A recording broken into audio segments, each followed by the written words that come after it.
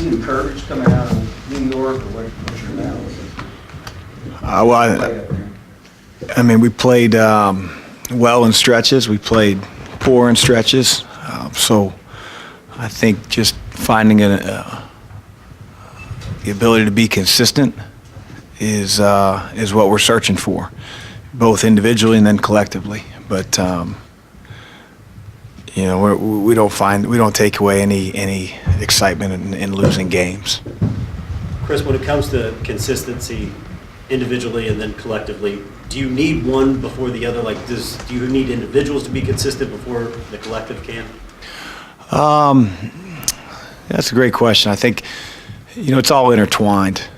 You know, I think as a coach, you want to be able to count on knowing what a player is going to bring to the table every night, and not, you know, having these highs and lows that your teammates aren't prepared for. That you know, in order for us to win, you know, can't happen. You know, you have to be the same guy, you know, every single night on the floor. Your effort, your communication, and quite honestly, your effectiveness.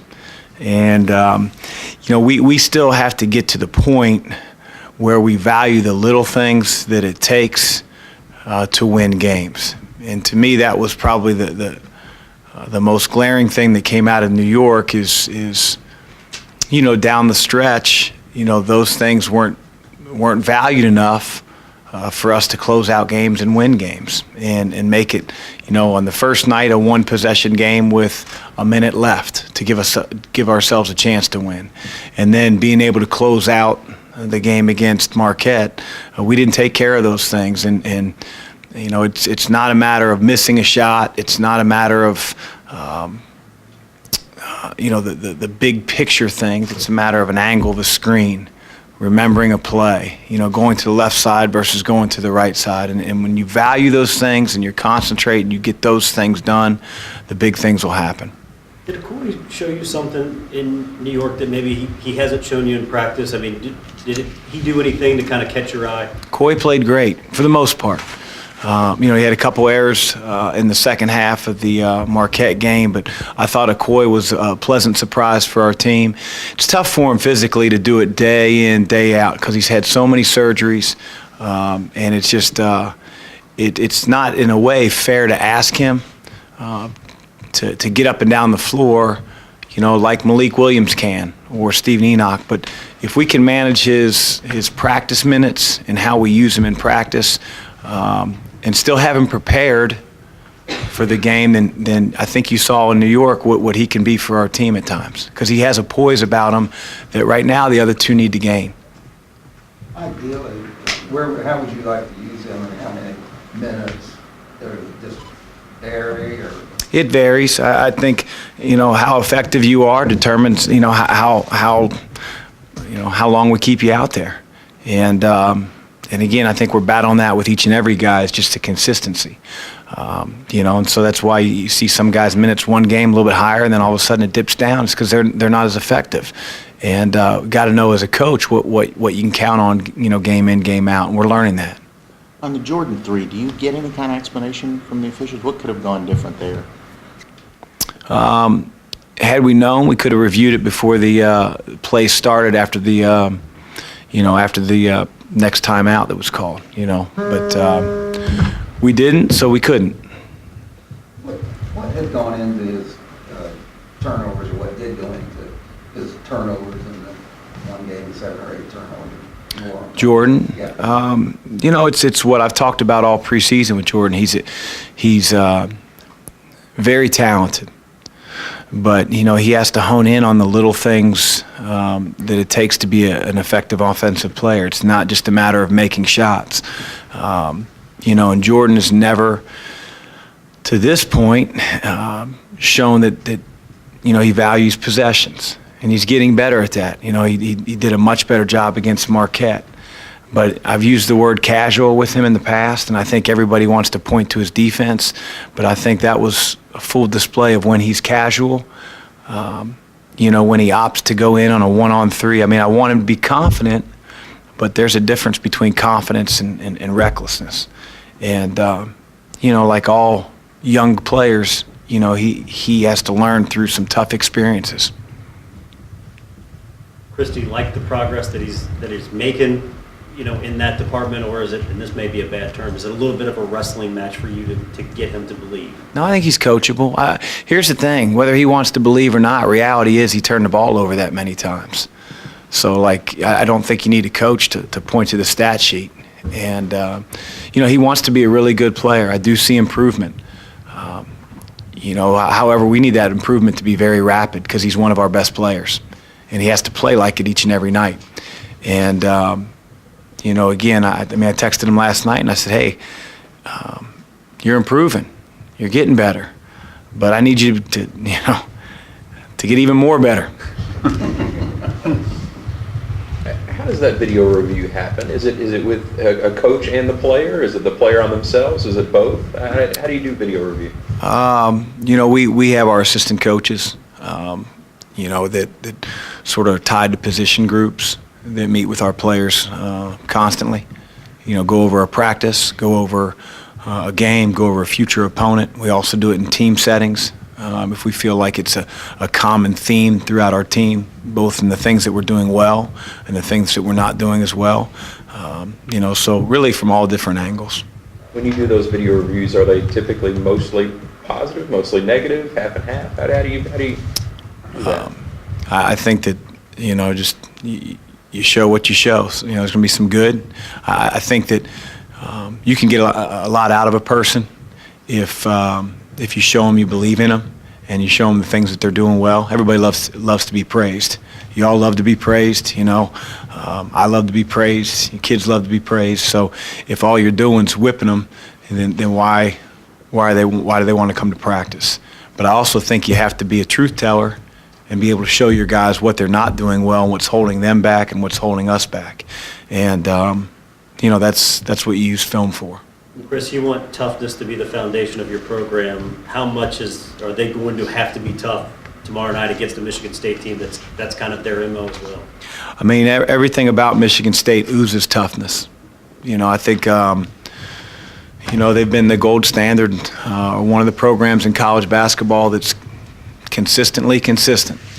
They're good every year. And, their identity is the same every year. They're hard-nosed. They're going to play together. They're going to play with passion, and there's a toughness about them on both ends of the floor. And we're trying to get to that point. Do they take it and go as fast as just about anybody? Even on a made basket, they Yes. grab it. I guess you've gotten that across to your players already. I think telling them ain't teaching them.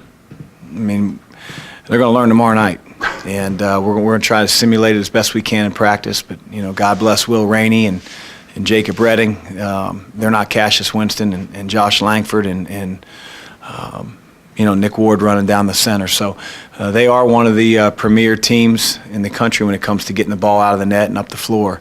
And that's a huge key to the game, is to make sure that they're trying to earn their points in the half court, versus getting them in 1-on-0 situations. Langford, of course, is a really good three-point shooter, but doesn't he do a little bit of everything for him? Great player. Yeah, he's a great player. He's a phenomenal shooter, but he's not a one-trick pony. They put him in great situations. Coach Izzo runs really good stuff for him. And, again, the mark of a good team is you can't key on one or two guys and feel like if you do the job, you win. They have other good players around them, so it makes that job, equally tough. Goins doesn't have very good height, but what makes him such a good rebounder? Probably their practices and what they emphasize. Again, you can tell what a program hangs their hat on. When each and every year, Michigan State is known for their rebounding on both ends of the floor. So I'm sure it's drilled into them, and like all the past power forwards that I remember from Michigan State, they're not going to be guys that just hang around the three-point line and play soft. Have you faced Andy's when you were? I thought you meant like me one-on-one. I have not. You probably win that. Yeah. You're younger. Yeah, I am. He prides himself on being a great free throw shooter, so I'd have to keep him off the line. hire the referees. Yeah. No, I've never played against or coached against a Tom Izzo team. You start three guards, but it appears, at least in their starters, they have a little size advantage on you. How do you go about determining which aspect to overplay, as it were? Well, I think, for us, it starts with gaining an understanding of what each of their players like to do. So our players understand their personnel. When you're in league, it's a little bit easier because you see these guys a little bit more often.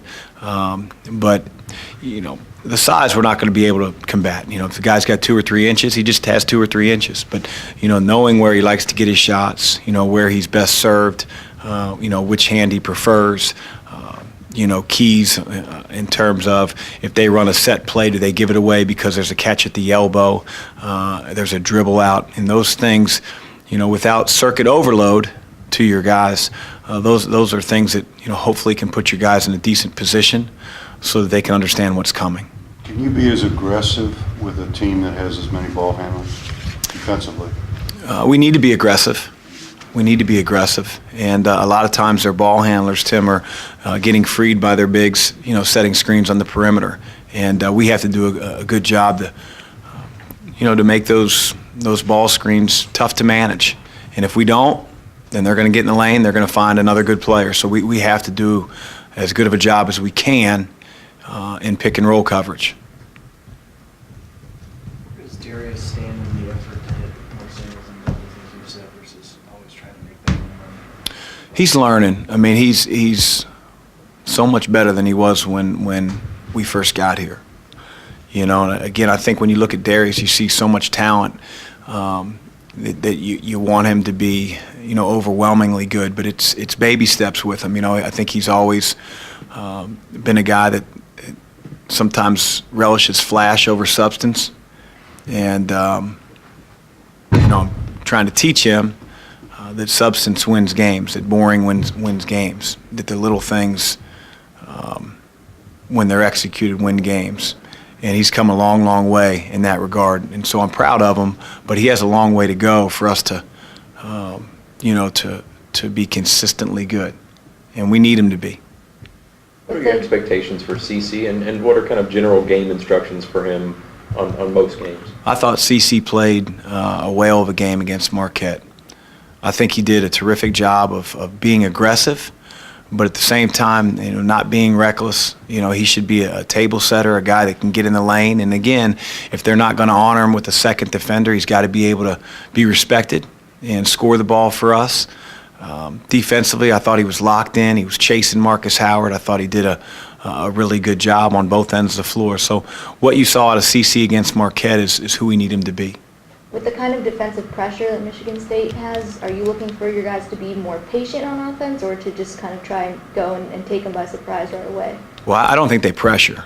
When I watch them on tape, I think they do a great job of really sloughing off and keeping the lane tight. So we're going to have ball movement, and we're going to have to be able to generate good shots and try to get them to move rather than for their man-to-man to look like a zone because of us being stagnant. And that's something that we've tried to hone in here really all preseason, but it's going to be especially important tomorrow night.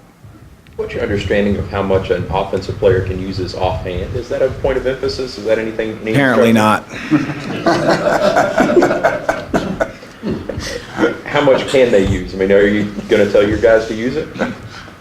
No. When you push off, they generally call a foul.